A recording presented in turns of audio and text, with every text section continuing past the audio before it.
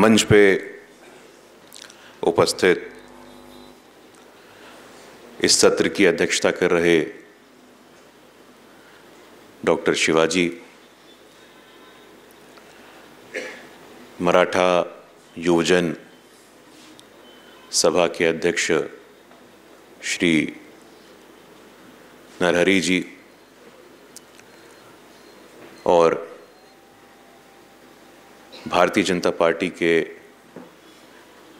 वरिष्ठ नेता श्री किशोर जी, सर्वप्रथम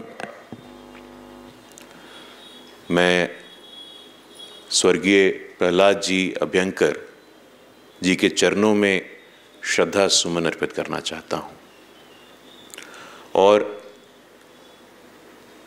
इस युवजन सभा की पूरी टीम, आयोजन सदस्य, जिन्होंने निरंतरता से, ये लगातार 25वां वर्ष है जो इस व्याख्यान माला का आयोजन हो रहा है, मैं आपकी इस श्रद्धा, आपकी इस मेहनत का भी हृदय से अभिवादन करता हूं, अभिनंदन करता हूं।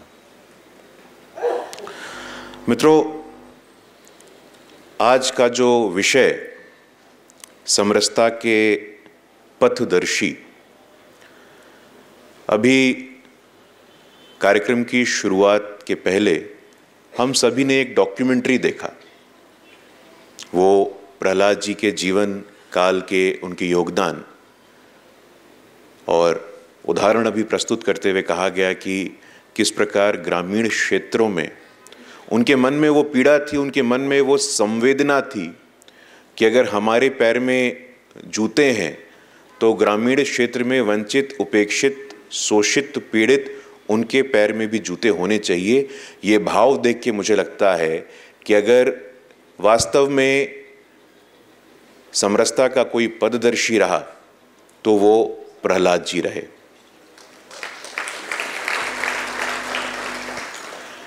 आप सब यहाँ उपस्थित हैं और मैं आश्वस्त हूँ कि आपके जीवन में उनसे जुड़ी कई स्मृतियाँ होंगी, कई अनुभव होंगे जिसका जिक्र अभी मंच से भी हुआ, और पूरा परिवार का ये जो समर्पण का भाव है ये अद्भुत है। मुझे लगता है कि संपूर्ण देश की तरफ से, विशेष तौर पे जब भी देश में सामाजिक और राजनीतिक चेतना की बात होती है तो इस पुण्य भूमि महाराष्ट्र ने पूरे देश का एक वैचारिक मार्गदर्शन करने का काम किया है। वो चाहे वंचित समाज का आंदोलन बाबा साहेब अम्बेडकर के द्वारा हो, वो चाहे एक राष्ट्रवादी आंदोलन हो, वो चाहे सुरक्षा, सामरिक और सुशासन के दृष्टि से छत्रपति शिवाजी महाराज का कालखंड हो, पूरे देश ने, और ये कहने में मुझे लगता है कि किसी के मन में कोई असमंजस नहीं होनी चाहिए, लगातार हमने सीखा है। विशेष तौर पे सामाजिक न्याय, सामाजिक विषमता के विरोध में जो स्वर बुलंद होते हैं, वो उसकी व्याकरण, उसकी रूपरेखा या उसकी लैबोरेटरी कहीं होती है तो इस महाराष्ट्र की देवभूमि में होती है। आज जो विषय मुझे दिया गया है, निश्चित रूप से समरसता। सर्वप्रथम समरसता को सरल भाषा में हम परिभाषित कैसे करें? हाउ वी डिफाइन समरसता। समरसता का कोई लिटरल इंग्लिश ट्रांसलेशन उपयुक्त तो नहीं है, बहुत सारे शब्दों का नहीं है, धर्म का भी नहीं है, वो लूज ट्रांसलेशन कहते हैं कई लोग उसको, लेकिन समरसता का ट्रांसलेशन हार्मनी कई लोग कहते हैं। लेकिन हिंदी में समरसता को परिभाषित करने तो शोषण मुक्त, समता युक्त, एक ऐसा समाज जहां किसी प्रकार का कोई शोषण ना हो, कोई दोहन ना हो और समता का भाव रहे। कारण क्या है, इसकी पृष्ठभूमि क्या है, इसका बैकग्राउंड क्या है, इसकी आवश्यकता क्यों पड़ी, इस पे भी हम सबको आत्ममंथन और विचार करने की आवश्यकता है। हम सब संविधान के 75वें वर्ष में प्रवेश कर रहे हैं। बाबा साहेब अम्बेडकर ने 26 नवंबर 1949 को एक भाषण दिया था और उस भाषण की कुछ पंक्तियों से हमें इस बात का एहसास होगा, हमें इस बात का अनुभव होगा कि समरसता की आवश्यकता क्यों, why do we need harmony. ये बाबा साहेब के विचारों में, उनके शब्दों में कहीं ना कहीं दिखता है। बाबा साहब कहते हैं और सर्व समाज को एक चेतावनी देते हैं। हम संविधान लागू करने वाले थे, उसकी पूर्व संध्या पे बाबा साहेब अम्बेडकर कहते हैं, वो अंग्रेजी में कहते हैं, On 26th of January 1950, we are going to enter into a life of contradictions. 26 जनवरी 1950 को हम राष्ट्र जीवन में प्रवेश करेंगे और वो जीवन अंतर विरोधों से भरा होगा। We will have equality in politics with the principle of one person, one vote. राजनीति में तो समानता होगी, but we will have gross inequality in our social and economic life. हमारे सामाजिक और आर्थिक जीवन में असमानताएं व्याप्त रहेंगी। तो कहीं ना कहीं बाबा साहेब अम्बेडकर इस तरफ इशारा कर रहे हैं और हमें स्वीकार करना है। We cannot run away from it. हम इस बात से भाग नहीं सकते हैं कि हमारे समाज में निहित एक ऐसी कुव्यवस्था रही जिस कारण हमने अपनों को अपना नहीं माना, और इस नाते शोषण मुक्त समता युक्त समाज की कल्पना या समरसता की कल्पना हम देखते हैं। मैं आज की घटना आपके समक्ष लाना चाहता हूं। आज अमृतसर में बाबा साहेब अम्बेडकर बीच चौराहे पे दिन दहाड़े उनकी मूर्ति को विखंडित करने का प्रयास किया गया। आज की बात है ये, आज की घटना है ये। संविधान की प्रतियों को आग लगाने का प्रयास किया गया।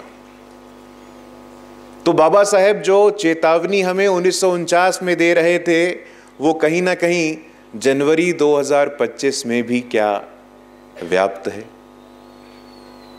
कौन सी शक्तियां हैं जो बाबा साहेब अम्बेडकर के समता मूलक दृष्टि के विरोध में हैं? हमें सोचना होगा। ऐसी घटनाएं हमें मजबूर करती हैं कि हम आत्ममंथन करें। We turn the search light inwards. ये जो लाइट है इसको हम अंतर्मुखी बनाएं एक समाज के रूप में, और इस विषय पे मंथन करें कि कमियां कहां रह गई हैं। निश्चित रूप से हमारे संस्कृति में ऐसे तमाम उदाहरण आते हैं जहां समरसता की बात होती है, लेकिन एक संगठन के नाते, एक विचारधारा के नाते मिशन मोड पे हमारी दृष्टि स्पष्ट है। हम सब जिस विचार परिवार के अंग हैं उसमें वसंत व्याख्यान माला में हमारे मार्गदर्शक के द्वारा यह कहा जा चुका है कि अस्पृश्यता, अगर कोई ग्रंथ ऐसा है, कोई महाग्रंथ ऐसा है जो अस्पृश्यता करने को कहता है, तो हम उस महाग्रंथ को भी अस्वीकार करते हैं। यह नैतिक बल हमारे अंदर है। इसी प्रकार की व्याख्यानमाला में पूज्य बाला साहब देवरस के ये शब्द थे जिनसे हम आज तक मार्गदर्शन ले रहे हैं। लेकिन कहीं ना कहीं इस मानसिकता की शुरुआत कहां से हुई, मानसिकता कौन लेकर के आया? हम सब प्रबुद्ध जन बैठे हैं, हम सब जानते होंगे अष्टावक्र के बारे में। मैं उसी भूमि से आता हूं, बिहार की भूमि से आता हूं। अष्टावक्र, उनका नाम अष्टावक्र इसलिए पड़ा क्योंकि उनके 8 अंग शारीरिक रूप से विकृत थे, टेढ़े थे। वो बहुत विद्वान थे और स्कॉलर किंग जिनको कहा गया, राजा जनक, उनकी सभा में वो जाते हैं। उस सभा में मंथन चल रहा था, शास्त्रार्थ चल रहा था, धर्म क्या है। अष्टावक्र उस राजा जनक की सभा में जाते हैं। अष्टावक्र के उस शरीर को देख करके वहां के जितने प्रबुद्ध जन होते हैं, पंडित होते हैं, वो उनको देख करके हंसते हैं, उपहास करते हैं कि ये शारीरिक रूप से विकृत व्यक्ति आया है। अष्टावक्र निराश नहीं होते हैं, वो एक प्रतिक्रिया देते हैं। वो कहते हैं कि यहां कौन मंथन कर रहा है, यहां कौन चर्चा कर रहा है? जो मेरे शरीर को देख रहा है, मेरे चमड़े को देख रहा है, मेरे अंदर निहित आत्मा और परमात्मा को नहीं देख पा रहा है। जो मेरे शरीर को देख रहा है, जो मेरे चमड़े को देख रहा है, मैं कहता हूं ये अष्टावक्र के शब्द है कि ये पंडितों की नहीं, ये चमारों की सभा है जो मेरे चमड़े को देख करके अपनी राय बना रहा है। ये 12 वर्ष का वो बालक राजा जनक की उस सभा में ये कहता है। अष्टावक्र गीता के बारे में हम सब जानते होंगे, वो संवाद है राजा जनक और अष्टावक्र के बीच में। तो ये विषय, ये मुद्दा तब से कहीं ना कहीं हमारे समाज, हमारे मन मस्तिष्क में रहा है। इसका उत्तर क्या है? मैं यहां आने के पूर्व में अटल जी का एक भाषण सुन रहा था। अटल जी ने सामाजिक समरसता पे 1990 में एक भाषण दिया था। वो अद्भुत भाषण है और मुझे लगता है कि समरसता की दृष्टि से, समरसता के विषय में जो लोग रुचि रखते हैं उनको इस भाषण को अवश्य सुनना चाहिए। अटल जी की वक्रपुटता के बारे में हम सब जानते हैं, उनकी शैली के बारे में हम जानते हैं। वो कहते हैं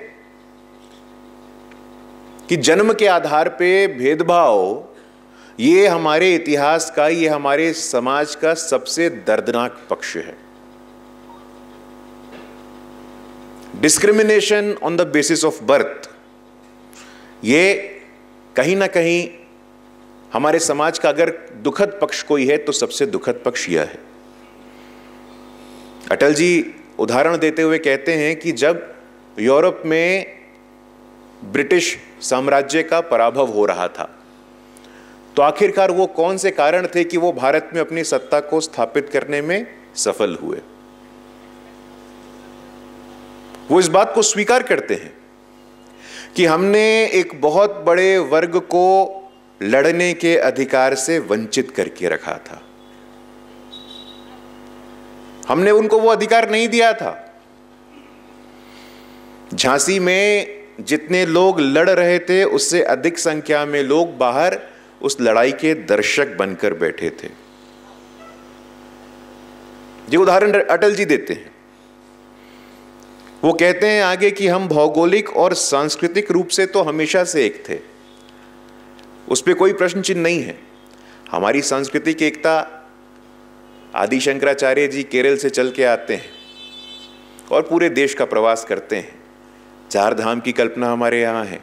तो सांस्कृतिक रूप से कोई ऐसा भाव नहीं है कि हम एक नहीं हैं। भौगोलिक रूप से कोई ऐसा भाव नहीं है कश्मीर से कन्याकुमारी तक। सांस्कृतिक और भौगोलिक रूप से एक होने के बावजूद सामाजिक रूप से हम एक नहीं थे। हम सामाजिक रूप से एक नहीं थे। हम उस भौगोलिक और सांस्कृतिक एकता का क्या करेंगे कि ऐसे एक औपनिवेशिक शक्ति हमारे ऊपर आती है और अपना सत्ता, अपना शासन स्थापित करती है।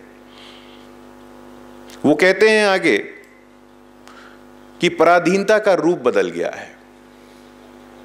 अगर आज भी हम भौगोलिक और सांस्कृतिक रूप की तरह सामाजिक रूप से एक नहीं हुए तो हम पुनः पराधीन हो जाएंगे।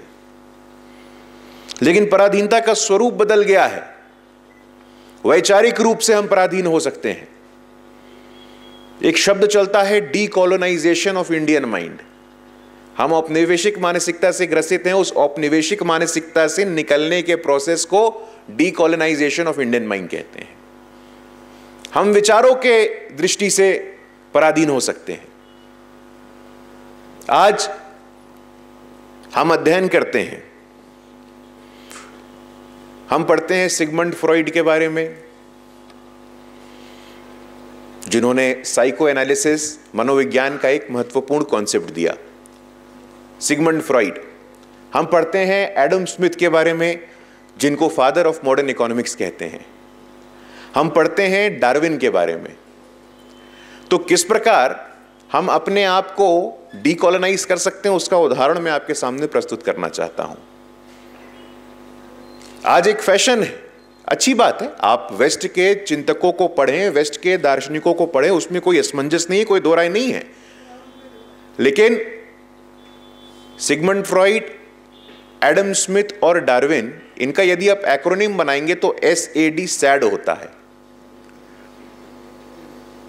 हम अपने देशज चिंतकों की बात करें तो हमारे यहां गांधी का दर्शन है, हमारे यहां लोहिया का दर्शन है, हमारे यहां अंबेडकर का दर्शन है और दीनदयाल का दर्शन है। तो G से गांधी, L से लोहिया, A से अंबेडकर और D से दीनदयाल। तो यदि हम औपनिवेशिक मानसिकता से निकलेंगे तो सैड से ग्लैड होने की तरफ जाएंगे। तो इस बात को हमें स्वीकार करना होगा। अटल जी जिस तरफ इशारा कर रहे हैं, उनका संकेत जिस तरफ है कि आज वो फौज लेकर के नहीं आएंगे, लेकिन मानसिक रूप से हमें गुलाम बनाने का प्रयास करेंगे, और हो रहा है। हर प्रकार से सांस्कृतिक पक्ष में देखें तो तमाम ऐसे कॉन्सेप्ट्स आ रहे हैं जो हमें मानसिक रूप से पुनः कॉलोनाइज करने का प्रयास कर रहे हैं।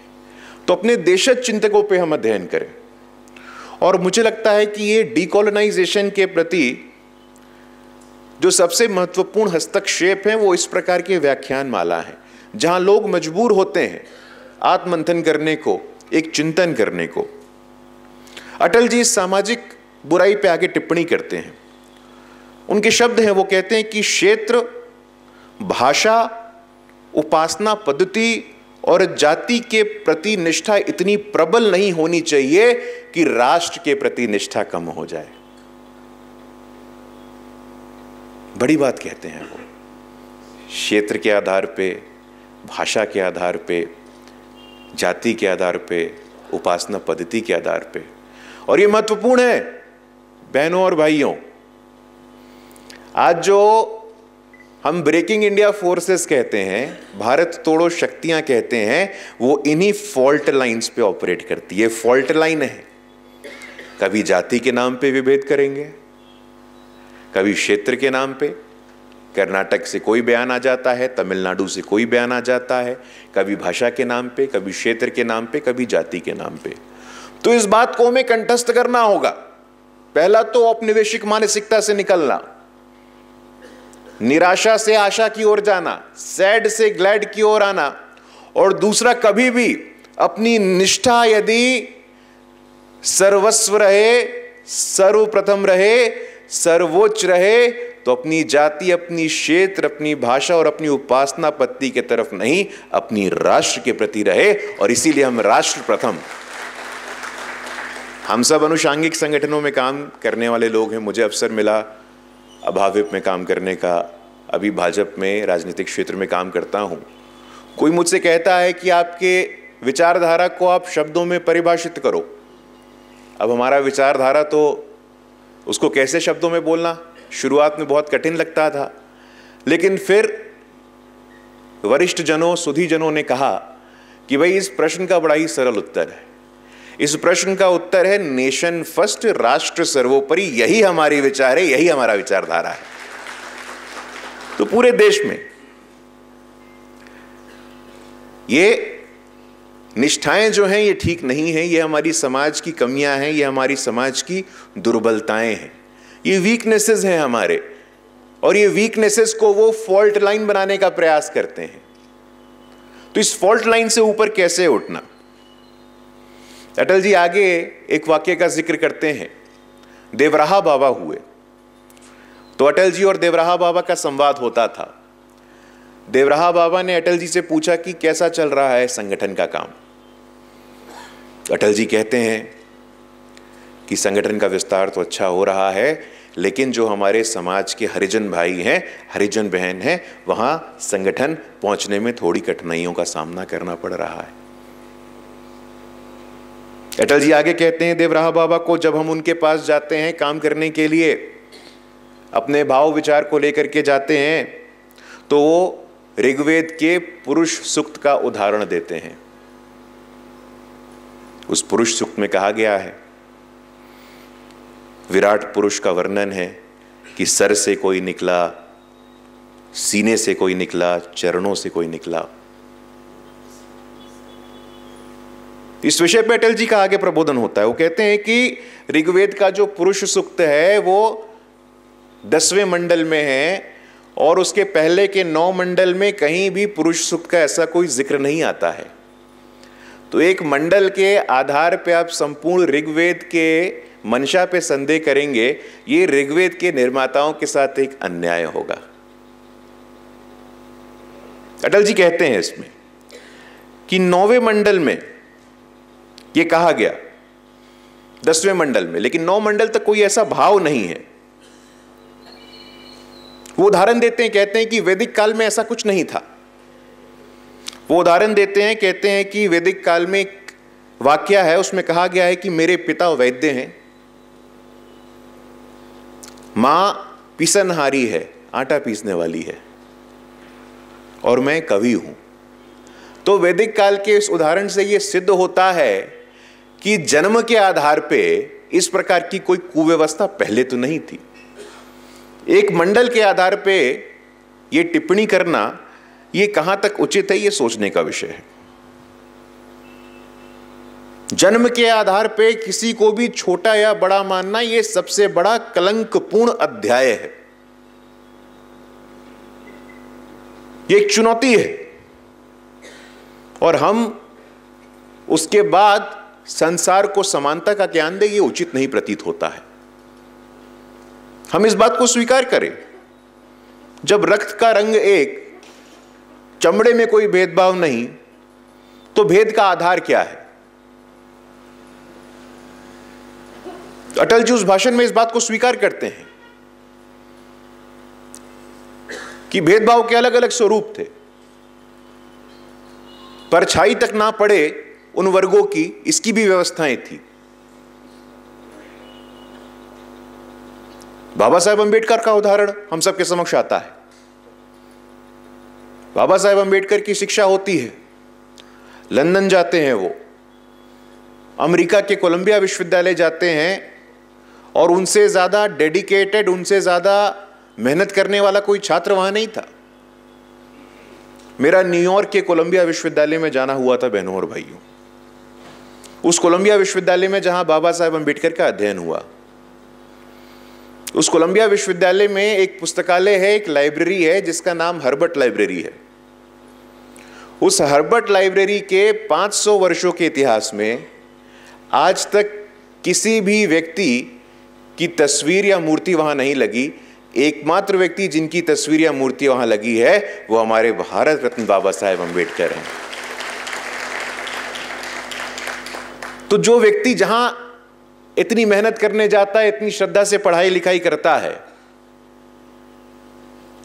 लंदन जाते हैं, वो वकालत की पढ़ाई करते हैं, लेकिन जब वो वापस आते हैं उनको रहने के लिए आवास की समस्या होती है। पानी भी उनको किस प्रकार दिया जाता है, उनकी सब वेदनाओं से हम परिचित हैं।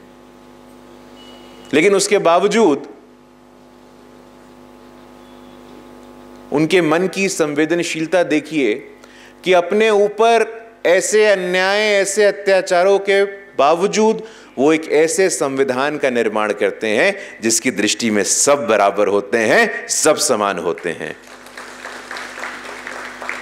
इस भाव से ऊपर उठना अपने आप में एक बहुत बड़ा विषय है। ऐसी दुर्व्यवहारों का सामना करने के बावजूद सदन के एक घटना की अटल जी जिक्र करते हैं। वो कहते हैं कि सदन में वरिष्ठ नेता हुए सी राजा जी, गोपालचारी जी। अटल जी कहते हैं कि एक वंचित समाज का सांसद हुआ करता था और राजा जी के भाई दोनों सदन में थे। तो राजा जी के भाई सदन के कैंटीन में भोजन कर रहे थे। वो वंचित समाज का सांसद भी वहां चला गया, तो वो भोजन करते हुए उठ के चले गए। तो अटल जी ने पूछा कि क्या भी क्या समस्या है। उन्होंने भाई से नहीं पूछा, उन्होंने राजा जी से पूछा। तो राजा जी कहते हैं कि वो दृष्टि दोष उनकी दृष्टि में वो व्यक्ति आ गया तो उसके सामने वो भोजन नहीं कर सकते थे। तो ये ऐसी घटनाएं कहीं ना कहीं इस बात की तरफ इंगित करती हैं, संकेत करती हैं कि ऐसी मानसिकताएं हैं और उन मानसिकताओं को स्वीकार करना है। अटल जी कहते हैं ये आज नहीं चलेगा। आज कुछ ऐसा नहीं है कि आप जिस जाति में पैदा हुए आप वही काम करें। मैं और मेरा परिवार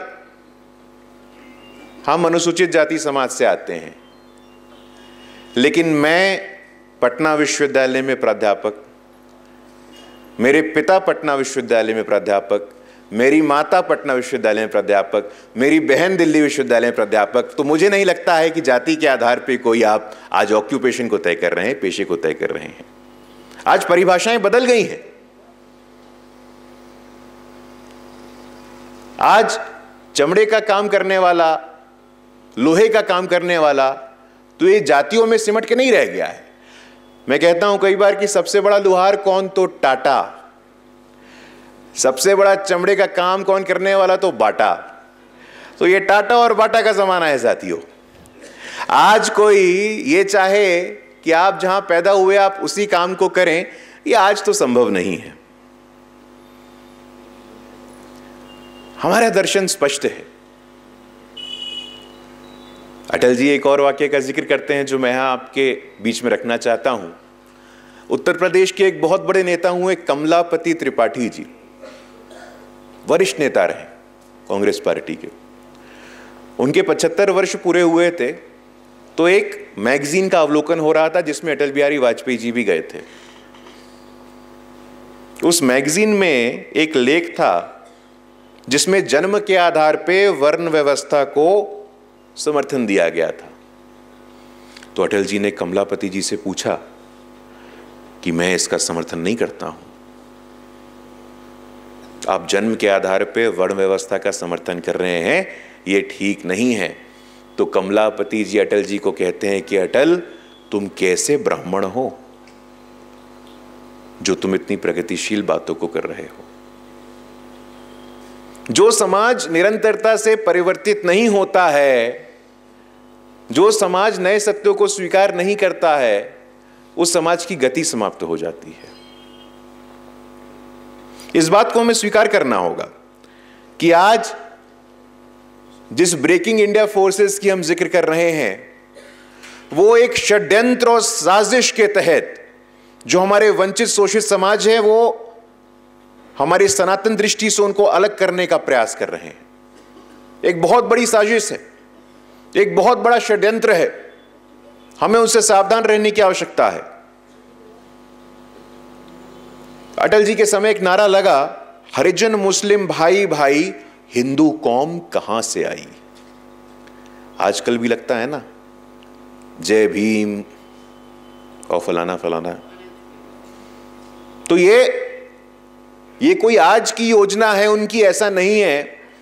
एक साजिश और एक षड्यंत्र के तहत एक बहुत बड़े वर्ग को हमारे सनातन दर्शन से अलग रखने का प्रयास किया जा रहा है। हमें सावधान रहना होगा। कम से कम हम जितने राष्ट्रवादी विचार के लोग हैं, भोजन और भजन में तो हम समरसता का भाव रखते ही हैं।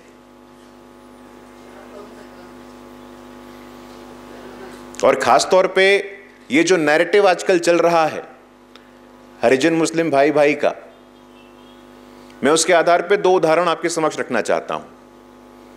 अभी कुछ वर्ष पहले आपको स्मरण होगा, बुर्का और हिजाब को लेकर के एक राष्ट्रीय विमर्श बन गया था। एक महिला बुर्का पहन करके बुर्का के समर्थन में भाषण दे रही है और पीछे बाबा साहेब अंबेडकर की तस्वीर लगी है। ऐसा प्रतीत हो रहा है कि बाबा साहेब अंबेडकर बुर्का का या हिजाब का समर्थन कर रहे हैं। मित्रों, बाबा साहेब अंबेडकर ने एक पुस्तक लिखी, उस पुस्तक का नाम था पाकिस्तान और द पार्टीशन ऑफ इंडिया। उस पुस्तक के पृष्ठ 255-256 पे बाबा साहेब के शब्द हैं जो मैं आपके समक्ष रखना चाहता हूं। बुर्का के संदर्भ में बाबा साहेब कहते हैं, और मैं उनको कोट करता हूं, उस पुस्तक के 255 पृष्ठ पे बाबा साहेब के शब्द हैं, burqa is an indication of slavish mentality. बुर्का गुलामी मानसिकता का प्रतीक है। Burqa wearing women walking on Indian street is a hideous sight. मुझे घृणित करती हैं ऐसी पिक्चरें जब मैं देखता हूं कि भारत की सड़कों पे बुर्का पहन के महिलाएं चल रही हैं। लेकिन उसके बावजूद हरिजन मुस्लिम भाई भाई, दलित मुस्लिम एकता, जय भीम जय भीम, इसका कोई आधार नहीं है, इसका कोई तर्क नहीं है। लेकिन क्या हमें जानकारी है इन सब विषयों की? जब नागरिकता संशोधन की बात होती है, बांग्लादेश में, पाकिस्तान में जो हिंदू अल्पसंख्यक हैं उसमें अधिकतर दलित वंचित समाज के लोग हैं। अगर उनको सिटीजनशिप मिलने में आसानी हो तो इसका विरोध कौन करता है? ये वही शक्तियां विरोध करती हैं।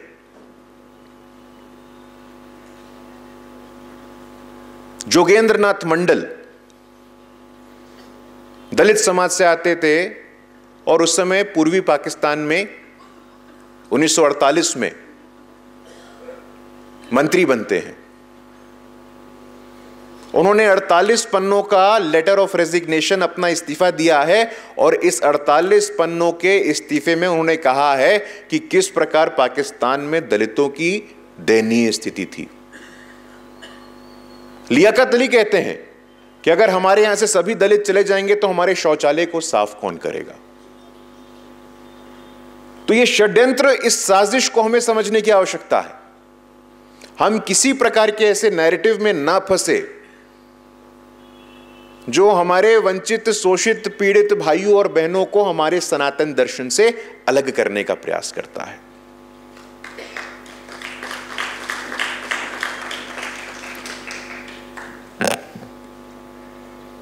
आखिरकार ये विशेषताएं हमारे यहां देश के हर कोने में आप देखें तो समय समय पे ऐसे समाज सुधारक होते रहे हैं। उत्तर में कबीर होते हैं, संत रविदास होते हैं, महाराष्ट्र में जनाबाई होती हैं, तुकाराम होते हैं, फूले होते हैं, सावित्रीबाई होती है, दक्षिण में अयंकली होते हैं, यहां चोखा मेला होते हैं। समय समय पे ऐसे समाज सुधारक, ऐसे महापुरुष, ऐसी विभूतियां हमारे बीच में आई हैं जिन्होंने हमारे समाज को आईना दिखाया है और उस दिशा को ठीक करने का प्रयास किया है।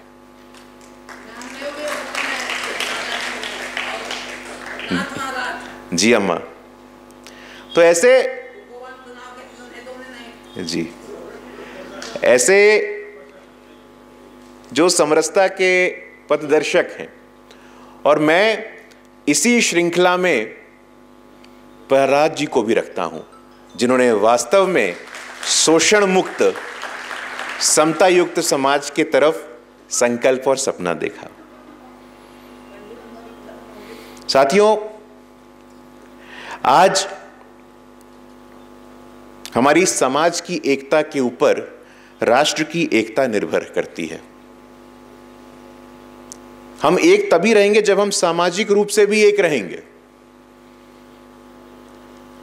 अटल जी उस भाषण की समाप्ति में कहते हैं कि अगर कोई भगवान भी आकर के कहे कि छुआछूत ठीक है तो मैं उसको अस्वीकार करूंगा, लेकिन अटल जी आगे कहते हैं कि मेरा कोई भगवान ऐसा कभी नहीं कहेगा कि छुआछूत ठीक है।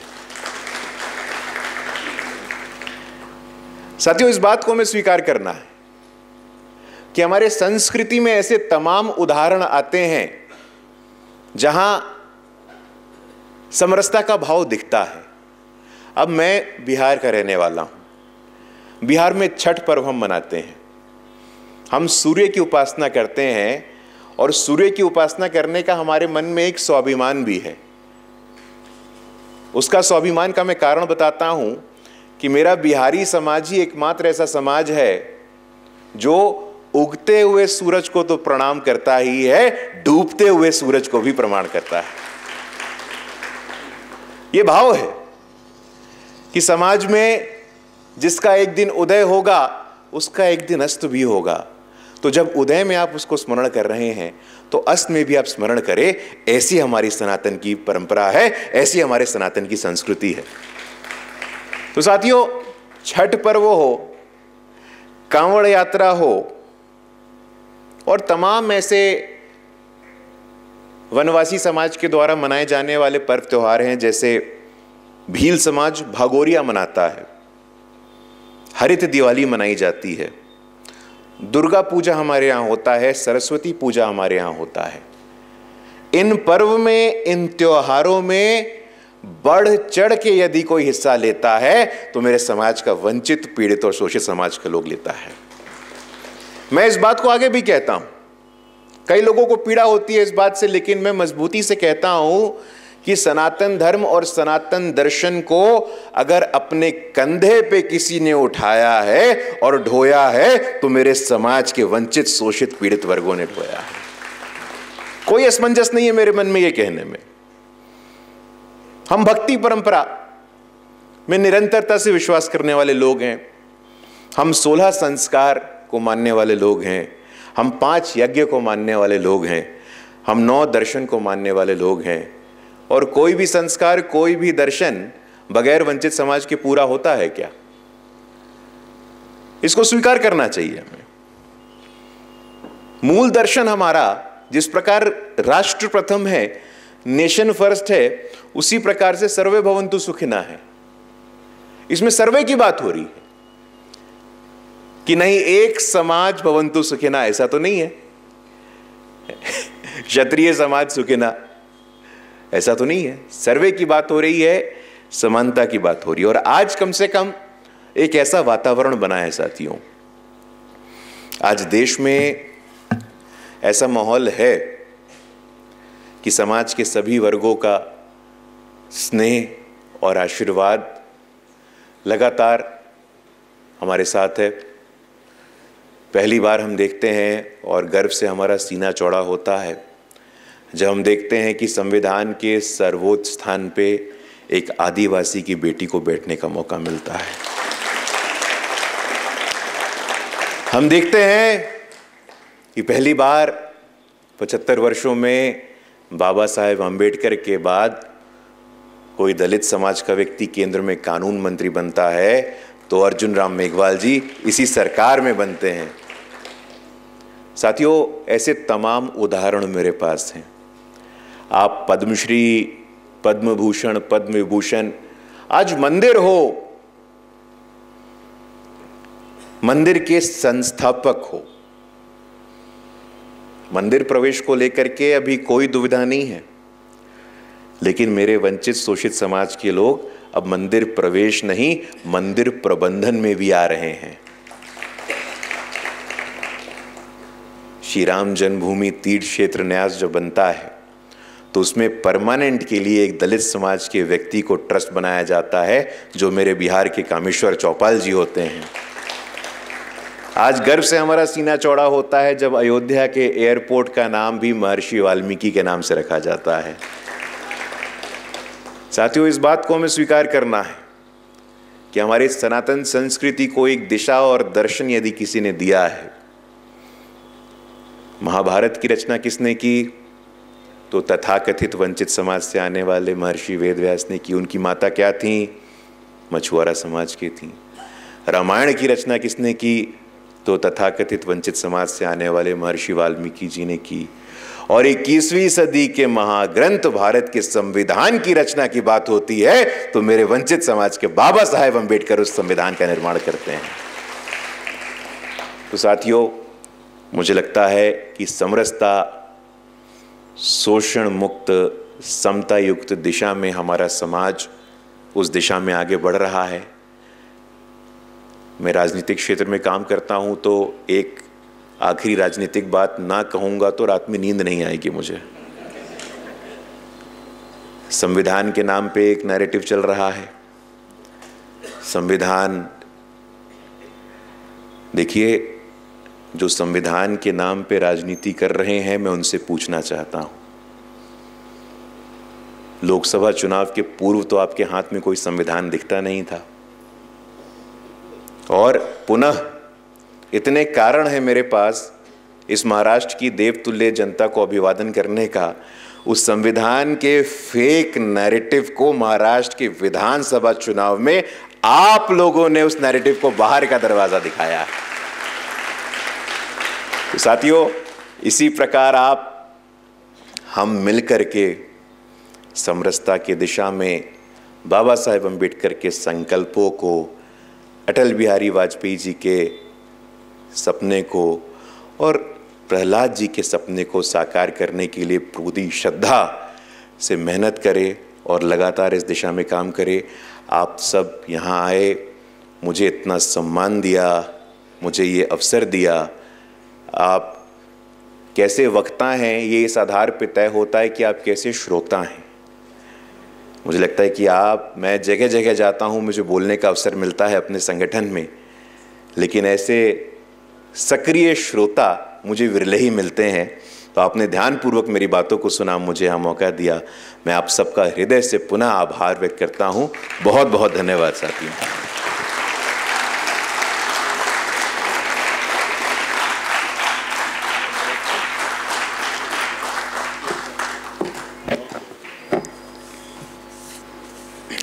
धन्यवाद।